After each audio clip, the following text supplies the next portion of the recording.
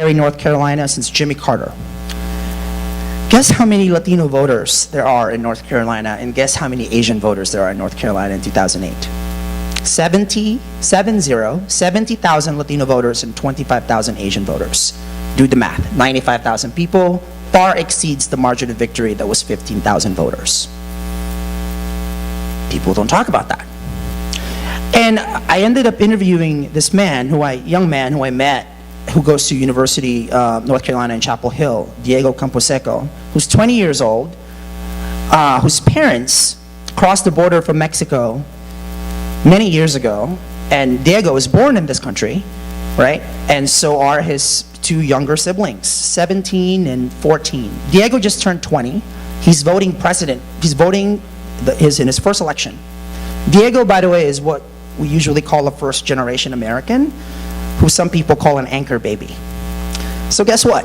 Guess who he's gonna vote for? He says whenever Romney calls people illegal, he's like, that's my mom he's talking about, right?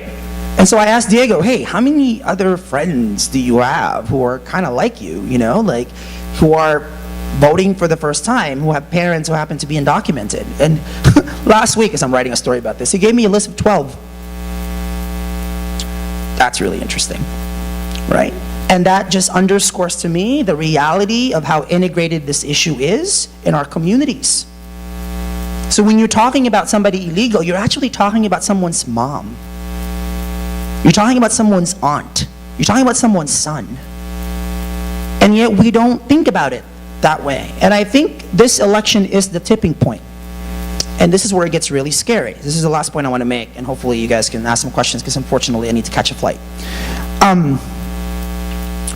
This is a tipping point in terms of, I do not think post-2012 we can continue talking about race and politics in the largely simplistic black or white terms that we've been used to all these years.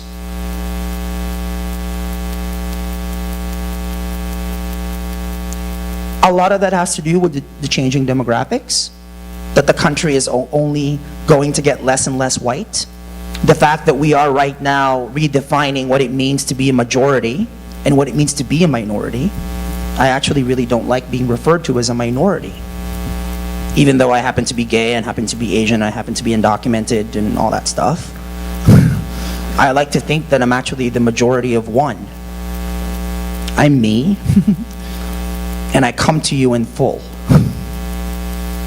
And I would hope that this younger generation of students who are finding these very constricting, limiting views of identity to be too limiting, to be called white, or to be called working class, or to be called, I think they're gonna stand up, and I think hopefully they'll show us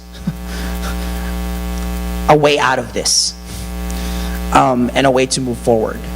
And that's why, by the way, I've been speaking to a few campuses, and it's been really refreshing to see how many young people are connecting the dots in terms of how this issue that they've grown up with, like gay rights and immigrant rights, in some ways are the two defining issues of their generation.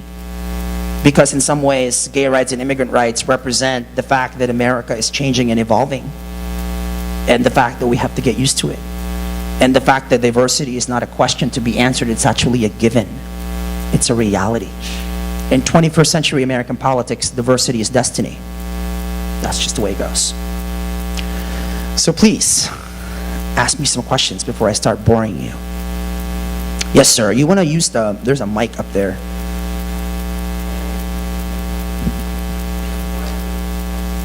And can you introduce yourself too?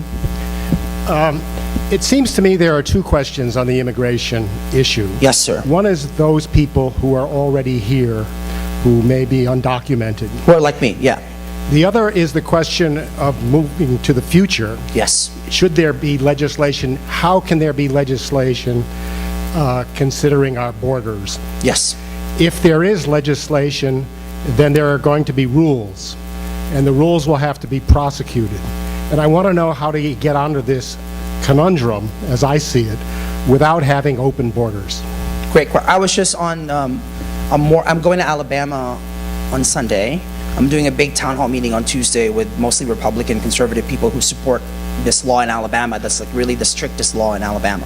That if you drove me in Alabama, it's a felony for you to drive me, to transport an illegal person, right? Which is a really crazy law. But I was on the phone with a shock jock because when I wrote an article in the Birmingham News saying, hey, I'm coming, please come to the meeting. So this radio guy was like, hey, arrest, on Twitter, he was like, arrest Vargas when he shows up. So I tweeted him back and I'm like, hey, I'd love to get on your show.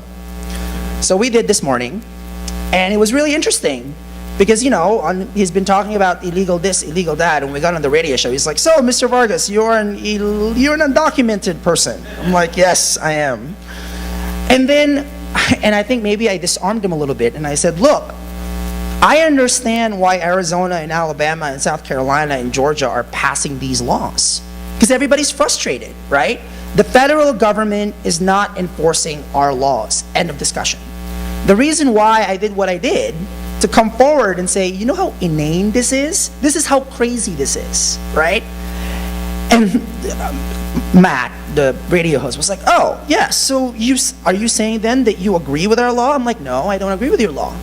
Because what your law does is treat people, not only does it really harm not only young people, but it harms the economy, how many jobs you've lost, the fact that you depend on these workers, right, to make sure that your crops are being picked and that your poultry plants are working, right? So you're suffering because of this. You're suffering because you've decided that you're so mad and you have to blame somebody and you're gonna go blame them.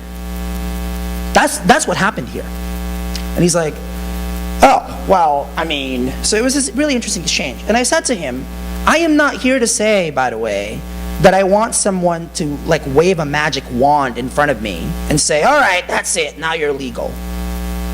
All I want, to address your first point, is for people like me to come forward, right, and say, all right, how many years have you been here?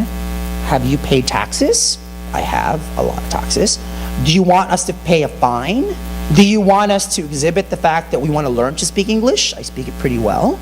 Do you want us to get in the back of the line and say, okay, wait 10 years, 15 years, have a process, move forward? The second part of your point, how do we develop a